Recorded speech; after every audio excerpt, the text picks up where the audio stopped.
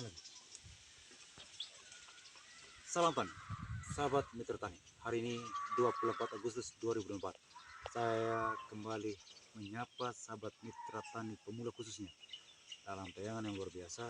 Kali ini kita akan membahas tanaman cabai tanpa potong pucuk seperti yang teman-teman lihat saat ini. Jadi ini tanaman cabai kita hari ini usianya 40 hari setelah tanam, setelah dipindah tanam tanggal 15 Juli 2024. Berikut video ini.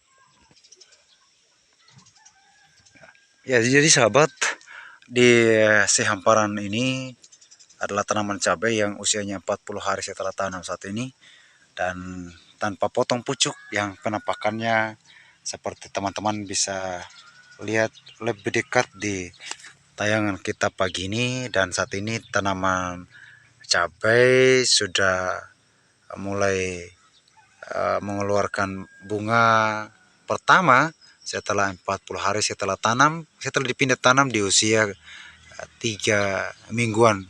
Ya, saya lupa persis saat itu usianya, kalau tidak salah sekitar 22 atau 23 hari setelah semai dan persemaiannya itu ya sahabat. Oke, mari kita bahas tuntas, semoga ini bermanfaat. Nah, sobat mitra tani, sengaja kita tidak potong pucuk. Nah, ini untuk memperlihatkan kepada teman-teman mitra tani, terutama sahabat petani pemula, khususnya untuk tanaman cabai. Jadi untuk pengalaman saya sahabat, memang tidak ada, ini pengalaman saya sahabat mitra tani, tidak ada pengaruh yang signifikan atau terlalu mencolok antara teknik potong pucuk dan tidak potong pucuk pada tanaman cabai. Nah, hanya memang kalau pada potong pucuk, percabangannya cukup banyak dibandingkan dengan tidak potong pucuk. Tetapi kalau kita bisa lihat di tanaman cabai ini sahabat, ini percabangannya kalau saya tidak pangkas kemarin di sebelah sini, sebenarnya cabangnya juga cukup banyak. Oh ya, ini harus dibedakan antara pemangkasan cabang air dan potong pucuk. Jadi potong pucuk itu bagi saya di bagian atasnya, nanti tanaman cabai kita sedikit lambat pertumbuhannya, sehingga untuk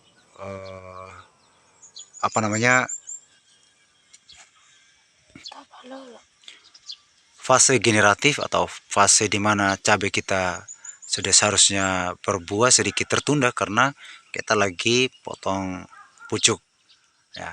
Jadi nanti kita akan bahas pada video selanjutnya sahabat. Jadi kali ini kita akan fokus pada konsep potong pucuk.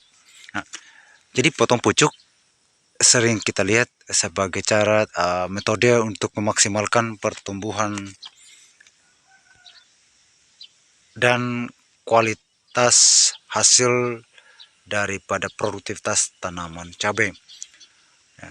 Jadi kalau dari pengalaman saya sendiri sahabat, sebenarnya yang paling penting bagaimana kita menyiapkan lahan. Nah, lahan yang bagus, yang baik dan benar akan menghasilkan pertumbuhan tanaman yang bagus. Ya, kemudian teknik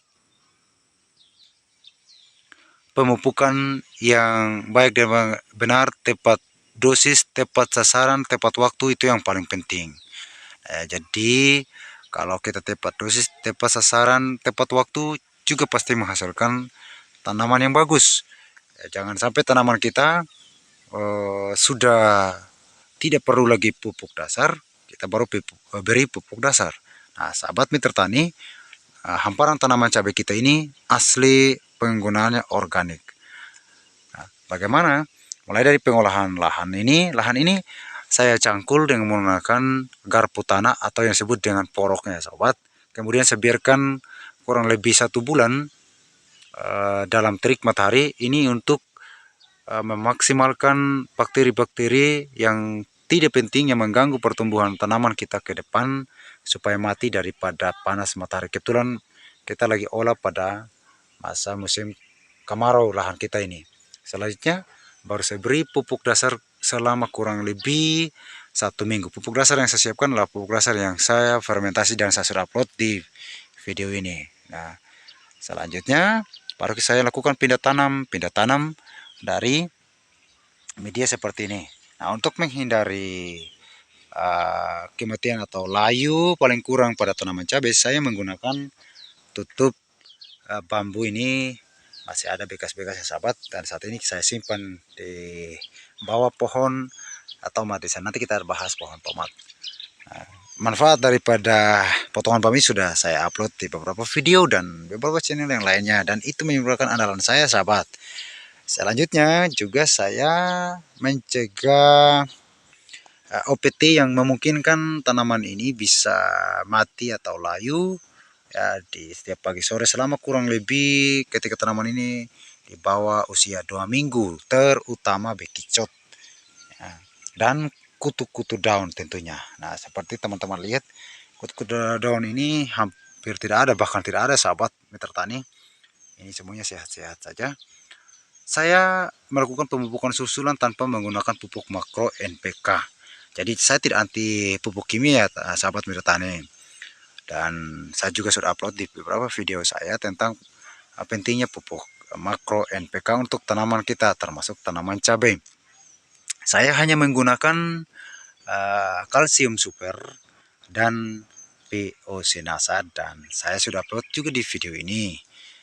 Untuk pemupukan susulannya saya laksanakan ketika tanaman ini berusia 2 minggu, dan saat ini usia tanaman kita 40 hari setelah tanam. Saya baru melakukan pengocoran PO-Sinasa dan kalsium super pada tanaman ini baru sekali sahabat, dan sisanya saya melakukan penyemprotan PO-Sinasa juga baru sekali. Nah, kemudian ada sedikit tambahan arang sekam. Ini arang sekam yang saya tebar di sekitar pohon cabai, hampir saya sebut tomat sahabat, maaf. Ada arang sekam juga saya sudah bahas di video saya sebelumnya, silahkan ditonton. Nah, jadi dari metode ini kita sudah bisa bayangkan dengan penampilan tanaman cabai ini sahabat. Tanaman kita cukup subur, ini cukup subur, tidak terlalu subur ya sahabat. Oh ya, sebagai informasi awal, tanaman cabai kita ini tanaman cabai Dewata 43. Nah, tingginya kurang lebih saat ini sahabat kita bisa lihat ini jengkal saya 20 ya, sekitar 40 cm ya, sekurang-kurangnya ini 35 cm, dan ini bisa menjadi pembanding untuk teman-teman yang di luar sana seperti apa suburnya tanaman ini. Kita bisa lihat ya sini sahabat ya, bisa ini sekitar 50-an cm yang di titik-titik tertentu. Baik sahabat Mitra Tani, demikian video ini, semoga bermanfaat dan salam tani.